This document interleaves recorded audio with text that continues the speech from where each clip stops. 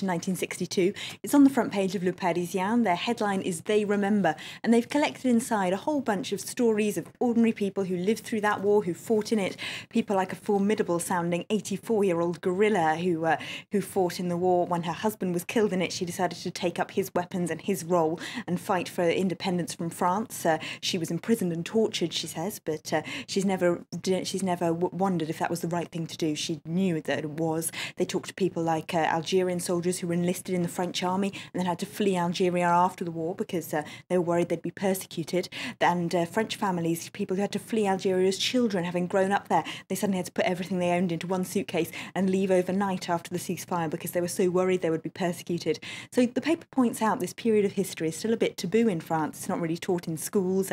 Things like the atrocities that were committed by the French army in Algeria aren't necessarily well known. So there's something that needs to be done even now. It's to tell these people's stories and try and get them across. Inside the communist paper L'Humanité, they're looking back over a chapter of their own history, if you like. They apparently were taken to court 150 times between 1958 and 1962 because of their reporting on the Algerian war, because they were the only French paper at the time to report these atrocities. So they were charged with crimes like defaming the army and trying to encourage soldiers to disobey their orders.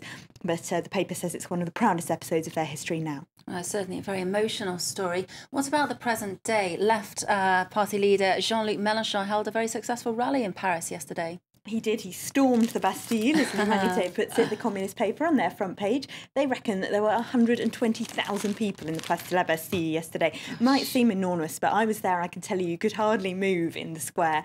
And now, why exactly is he doing so well is what they're asking. He's leading a kind of ideologically diverse coalition of left-wing groups, including the Communist Party, and yet he's punching well above their electoral weight. Polls are giving him 11% now, which is pretty significant. Why? Well, they say to start with, he's riding this wave of kind of pan-European discontent with the economic crisis, with ordinary people who feel they're already having trouble getting to the ends of the months, now being forced to pay for that. They feel that the bankers who caused it have got away scot-free and still earning telephone number bonuses. So Mélenchon has a lot to say about that, a lot to say about European solidarity and about Greece and how he wants to stand up for the oppressed people all over Europe. He's also managed to group together a fairly diverse coalition of people who wouldn't necessarily go to a far-left rally, groups that feel they've been oppressed by the Sarkozy government. They've been persecuted, like immigrant groups, like teachers even, after Sarkozy said they didn't work hard enough the other day.